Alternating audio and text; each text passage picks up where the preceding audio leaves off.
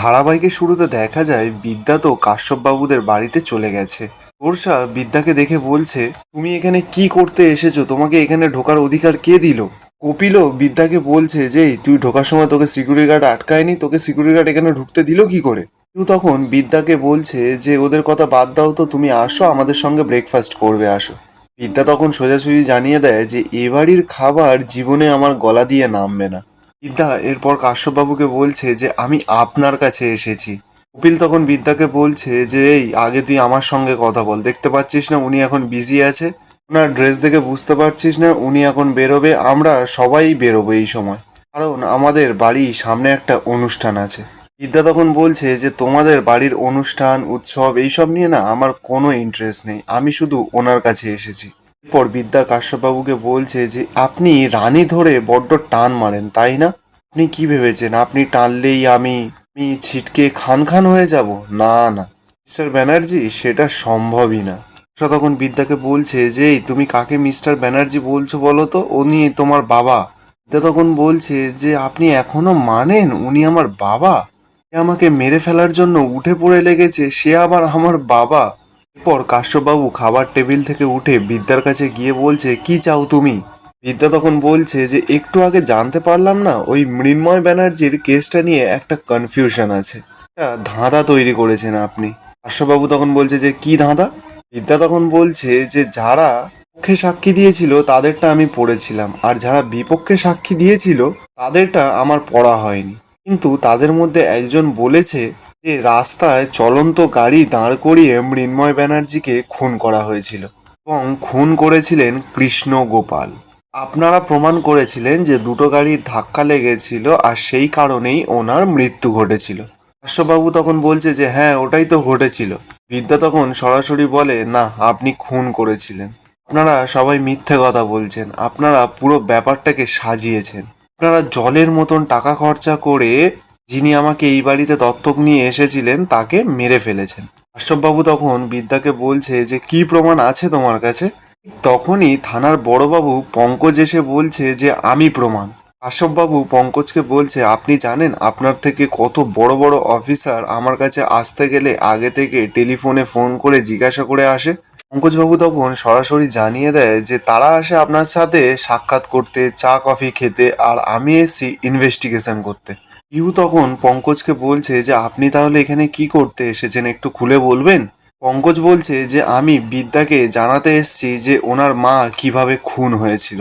আমি তদন্ত করে জানতে পেরেছি যেই গাড়িটা ওনার মাকে চাপা দিয়ে মেরে দিয়েছিল এই গাড়িটা গিয়ে অন্য একটা গাড়িতে ধাক্কা মারে, আর সেটাকেই ওনারা অ্যাক্সিডেন্ট বলে গণ্য করে। তারপর বডি পোস্টমর্টমে যায়, আর সেখানেও যুক্ত ছিলেন আপনি কাশ্যপ ব্যানার্জি। বিদ্যা তখন কাশ্যপবাবুর কাছে গিয়ে বলছে আপনি পুরোপুরি খুনি একজন, আমি এটা প্রমাণ করে দেব যে আপনি মৃন্ময়ী ব্যানার্জিকে খুন করেছিলেন, কারণ সেই সময় আপনার সঙ্গে সম্পর্ক ছিল তোরসা ব্যানার্জির।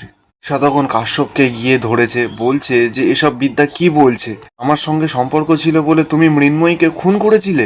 মৃন্ময়ী তখন বলছে যে তুমি ওর কথা বিশ্বাস করো না তো, ও সব মিথ্যা কথা বানিয়ে বানিয়ে বলছে, ও চাইছে যে কাশ্যপ ব্যানার্জিকে সরিয়ে দিতে পারলে ও পুরো গোটা সম্পত্তির মালিক হয়ে যাবে, আসলে ছোটবেলা থেকে কিছু পায়নি তো তাই জন্য এইগুলো কেড়ে নেওয়ার জন্য এরকম করছে।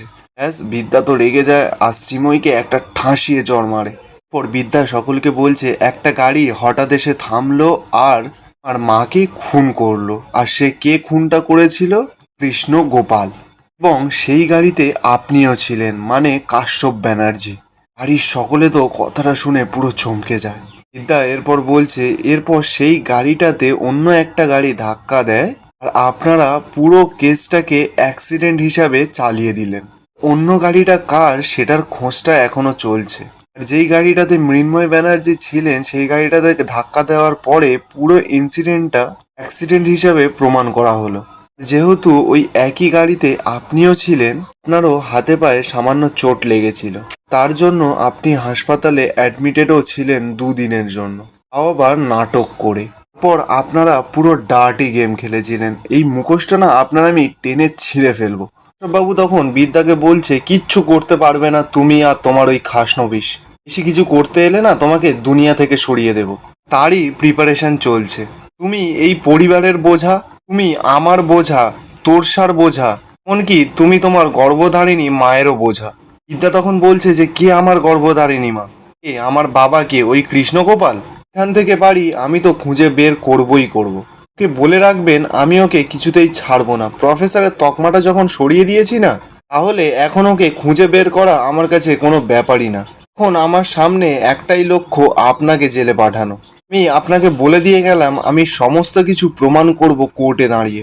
হ্যাঁ, যেই গাড়িটা ধাক্কা মেরেছিল সেই গাড়িটার ওনার, সেই গাড়িটার মালিকের খোঁজ চলছে।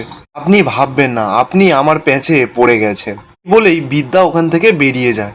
কপিল কাশ্যপবাবুকে এরপর বলছে যে দাদা এখন কি হবে তাহলে?